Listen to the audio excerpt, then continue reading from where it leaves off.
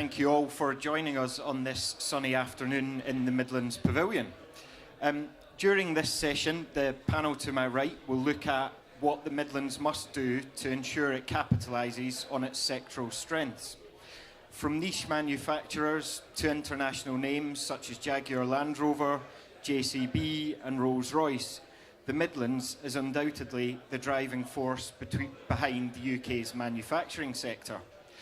The Midlands is responsible for 60% of the UK's automotive R&D, and as we at CEG see across the 2 million square feet of office and industrial space we own and manage that provides a home to around 180 businesses, the region is also at the cutting edge of the UK life science sector, food, drink and logistics sectors, as well as digital technologies. I will now introduce the panel who will take on the discussion in what opportunities exist across these sectors and the strategies in place to accelerate productivity. So from the far side, we have Councillor Martin Hill, OBE. Next to Councillor Martin Hill, we have Mark Martin, who's the chair of the Worcestershire LEP Business Board. Next along, we have Paul Harris, Director of Economic Development at Rolls-Royce. And finally, Andy Cliff, Managing Director at East Midlands Airport. So, firstly, and we'll open this up for all of the panel to kick off, we're here today to showcase the Midlands' strength as an economic powerhouse. So, from your perspective, are we focusing on the right sectors? Where do the region's strengths lie? And what, if anything, in the strategy would you change? I'll go firstly to Councillor Martin Hill. Thank you. I think manufacturing is a key part of the region from east to west, but I think we heard earlier from Justin about this. Manufacturing is actually the largest, agriculture is the largest manufacturing part of the economy, particularly in this part of the world. So I think there should be a focus on agri-sector because there's a lot of innovation coming along in the agri-sector as the labour shortage kicks in. There's a lot of work going on across the whole region, improving how we can actually up the game there. I think the visitor economy is very important to us all as well, and we need to make sure we focus on that because the whole region is a great place to live and work. I think broadband and connectivity is also important for those small businesses which actually need to thrive in the future, because sometimes we do tend to get fixated on large businesses when the small ones are the large businesses of the future. And to Mark. Well, I think like Martin just said, we're a very powerful joined up region. We have some great opportunities. In Worcestershire, we focus on 3 sectors mainly, which are advanced manufacturing, agri-tech and cybersecurity and defence.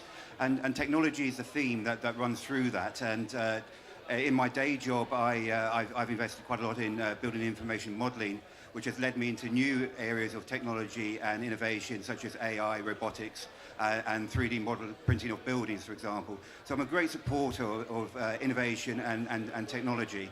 And I think that's what the Midlands is very good at. Paul? Sure. So advanced engineering and manufacturing are absolutely key to the Midlands economy. The Midlands is where the UK makes most of its advanced products. The Midlands is a globally significant aerospace cluster. There's the largest rail cluster in Europe in the Midlands, and obviously we all know about the fantastic automotive names that we have here as well. So for me, it's those very high productivity, high R&D content sectors that really stand out for me as in terms of an investor in the Midlands, and also some of the smaller sectors coming through. So the bioscience and biomedical clusters and startups that we're starting to see in parts of the region. So for me, those are the major customer sectors, but there are underlying capabilities in digital, electrical, and systems engineering that support all of those. And for me, the Midlands Engine strategy is about right, that it has got a view of which sectoral strategies are important, but also which underlying capabilities need to be in place to be able to support those and new sectors as they come through, as the economy evolves. Thanks, Paul. And finally, Andy.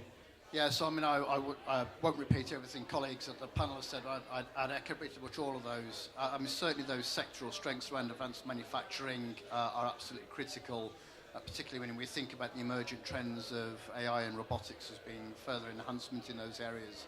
I think from our perspective, logistics is clearly an important part, and so we see significant opportunities to align our logistics capability with those advanced manufacturing sectors. But really building a little bit on Paul's point when he talks about those subsidiary capabilities, it's also about ensuring that we've got the supply chains mapped to those sectors that can really bring that capability forward. I mean, one of the features, I think, and you sort of look at the names on the wall, one of the features of our region is a lot of the sectors are very complementary across all of the individual cities. Therefore, there is a real opportunity to join those sectors up and create something that is more than the sum of its parts, rather than having lots of overlapping capability right across the Midlands region. So I'd want us to emphasise on building up those complementary strengths. Thanks, Andy. So thinking then about some of the sectors that you've just mentioned, a highly skilled workforce is clearly essential to those industries. So Paul, to you firstly, does the region have the highly skilled technical workforce that Rolls-Royce requires? So in many respects, yes. There's a global shortage of highly talented digital and electrical engineers. We work very closely with some great universities in the region and outside to increase the output that the UK has of engineering talent in general. And also, obviously, there's a retraining challenge in many engineering and manufacturing companies that will be disrupted and transformed by digital technology.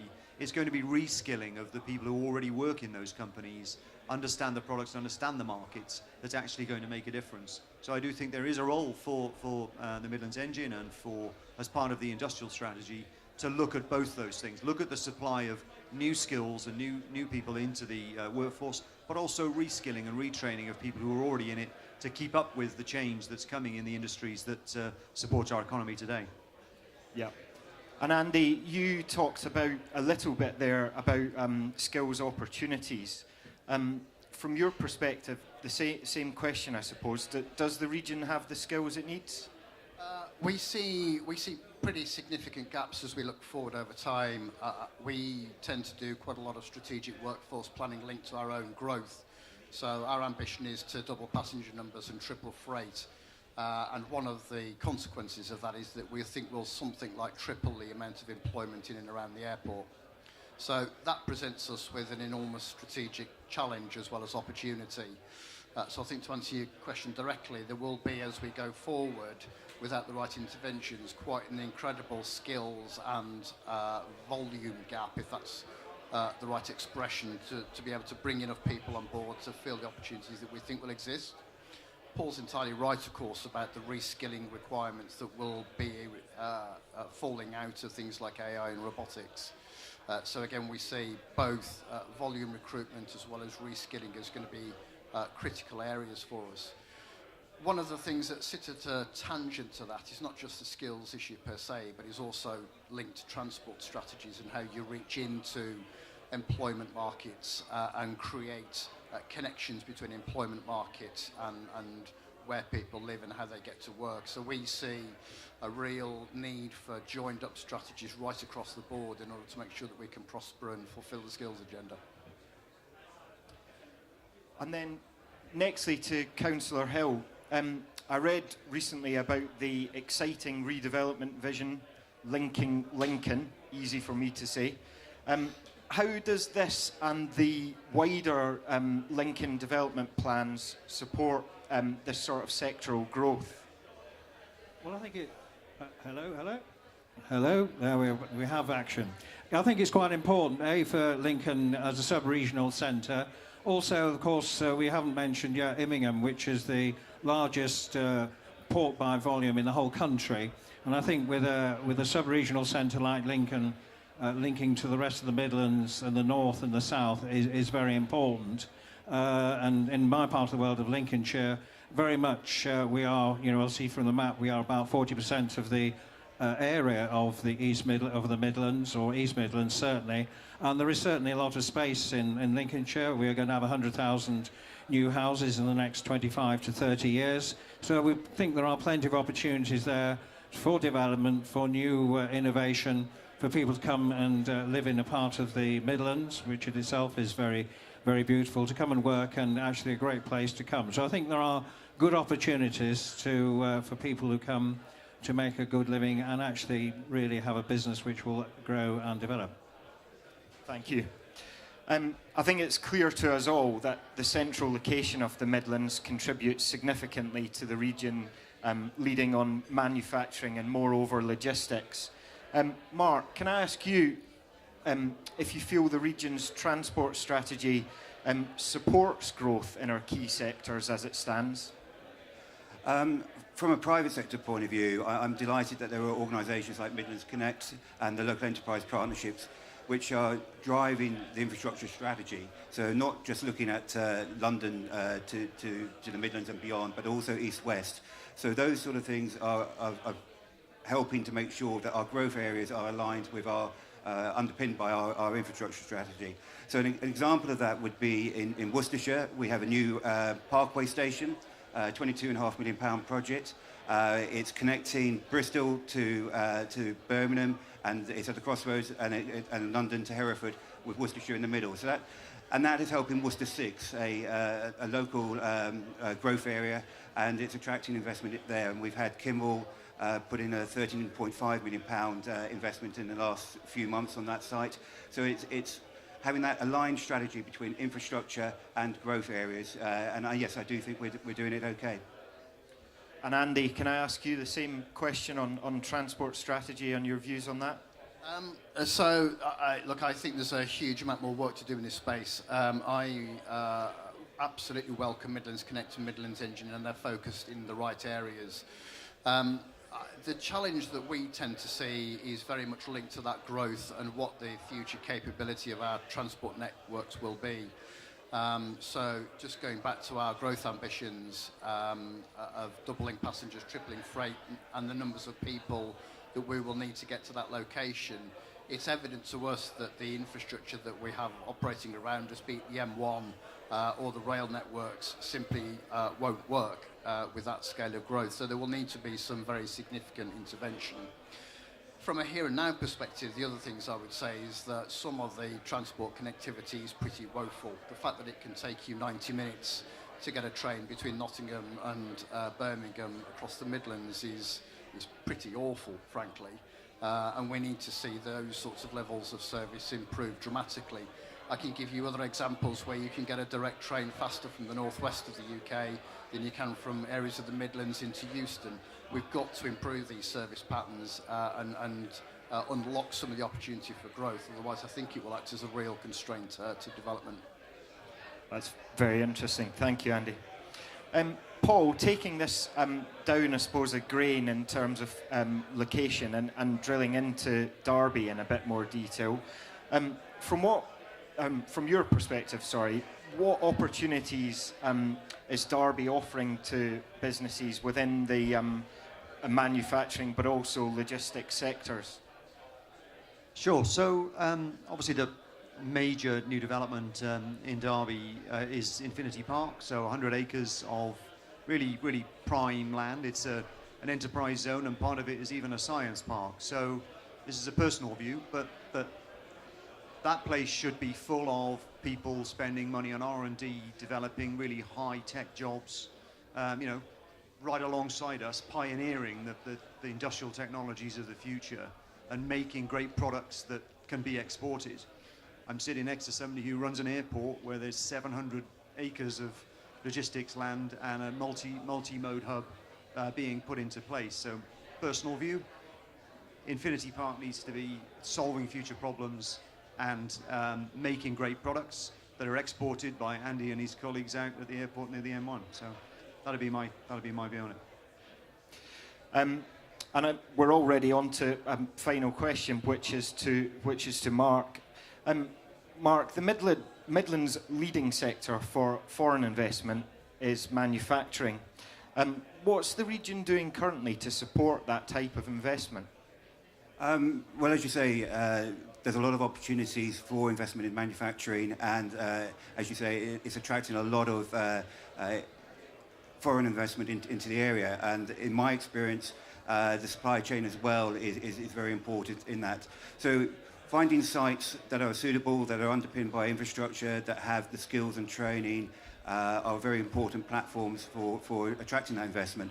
But then also, what I like about the Midlands engine and the Midlands region, we are very transparent. The local enterprise partnerships are allowing investors from the overseas to come and talk to people, and we're willing to engage with them at a very early stage to make the process as easy as possible for them to invest in the Midlands. So what I would say, if there is anybody out there who would want to and is thinking of moving their business into the Midlands area, please make an appointment with any of us here today or any of the other parties represented and have a chat. We'd be happy to host you to come over into the UK, find out what your requirements are and see if we can help you. Thanks, Mark. In conclusion then, I think it's clear that Midlands is currently made for investment, open for investment, as we just heard from Mark. I think we've heard some very interesting points from Andy around trade zones. I think it's also very clear that points made around connectivity, transport, existing strategies, but also needed improvements have been quite a consistent theme in points mentioned. Councillor Hill and also Andy touched on where people live, and also the fact that infrastructure doesn't just unlock employment, it also unlocks housing opportunities. And new housing is a priority which professionally I think is a key issue in supporting the sector. The homes needed just for those areas related to the Birmingham housing market area, which is only a small part of this region, by 2031 is 285,000. Councillor Hill talked about the potential for 100,000 homes in Lincolnshire. These are staggering numbers, but numbers that we must grapple with to continue to support economic growth. And in my view, ensuring that those numbers are delivered is critical in the discussion we just had, which I suppose ties quite neatly to the next event at 4 o'clock, I believe, which focuses on meeting the housing challenge. Thank you all. Thank you, panel.